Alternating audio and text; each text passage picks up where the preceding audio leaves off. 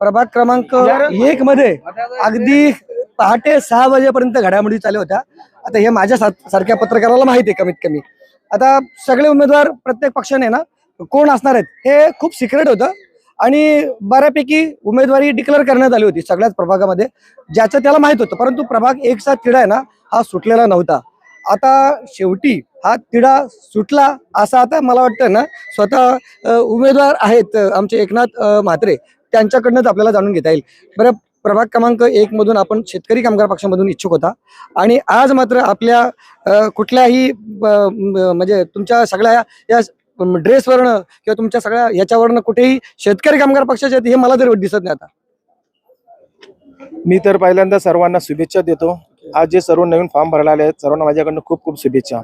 आपण म्हटल्याप्रमाणे खरोखर मी शेतकरी कामगार पक्षामध्ये ऍक्टिव्ह होतो आणि इच्छुकही होतो महानगरपालिका लढवण्यात, परंतु पक्षश्रेष्ठींच्या आदेशाने मी माघार घेतलेली आहे आणि त्याच्यामध्ये जनार्दन पाटील यांना उमेदवारी निश्चित करण्यात आलेली आहे।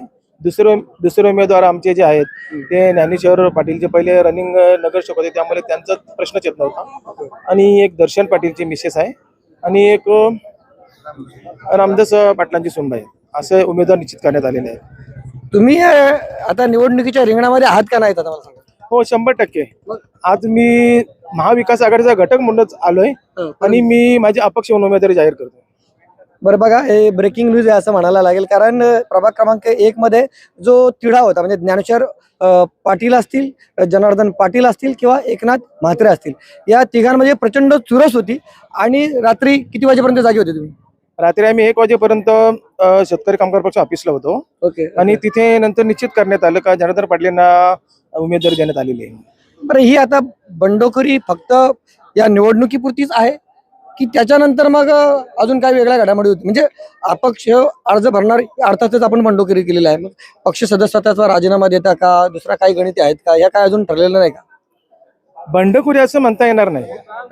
बंडखोरी कसं असतं माहिती का, मी आज बघा मी पहिले एक शब्द म्हणून मी महाविकास आघाडीचा घटक म्हणूनच काम करणार आहे आणि मी शेतकरी कामगार पक्षाची कधीच बंडखोरी करणार नाही।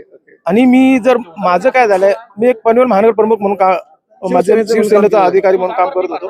त्याच्यानंतर विधानसभेमध्ये जे घडलं ते आपल्याला माहित आहे, त्यामुळे जे कुठे चुकत असेल तर चुकीच्या विरुद्ध जाणं मला आवडते, म्हणून मी शिवसेना सोडून शेतकरी कामगार पक्ष बाळासाहेब पाटील यांना म्हणजे माझे सहकार्य केलं होतं। आणि आज जर मला उमेदवारी नाकारली असेल तर शेवटी त्यांची कुठेतरी गोची झाली होती म्हणून त्यांनी नाकारलं। त्यांचं माझ्यावरचं प्रेम कमी झालं अशातला भाग नाही, त्यांचं प्रेम आणि आशीर्वाद सदैव असणार आहे आणि त्यांचंच नसून माझे सर्व महाविकास आघाडीचे वरिष्ठ नेते आहेत त्यांचाही माझ्यावर आशीर्वाद असणार। बरं, आता शेवटचाच प्रश्न आहे। अर्थात अपक्ष उमेदवार जेव्हा अर्ज असतो तेव्हा पक्षाची ताकद त्याच्या सोबत नसते ना, तुम्हाला किती आव्हान आहे त्या गोष्टीचं आणि विजयाची खात्री आहे का? बघा, पक्ष कोणाच्या मागे जर पक्ष असला तर 100% ताकद आहे, पण माझ्या मागे जनता आहे आणि जनताचा प्रेम आशीर्वाद आहे। आतापर्यंत मी 5-7 वर्षात जे लोकांची कामं केलेत त्यांना माझ्यावर पूर्ण विश्वास आहे का एकनाथ म्हात्रे असे व्यक्तिमत्व आहे की जनसेवेसाठी नेहमी हजर असतो। आणि कधी आपण तुम्हाला तर माहित आहे कोरोना पासून झालं आपलं कराचा मुद्दा जो आहे मालमत्ता कराचा, त्या संदर्भात झाले कुठल्या अन्यायाविरुद्ध मी नेहमी जनतेच्या सोबत असतो, त्यामुळे जनता माझा नेहमीच विचार करेल।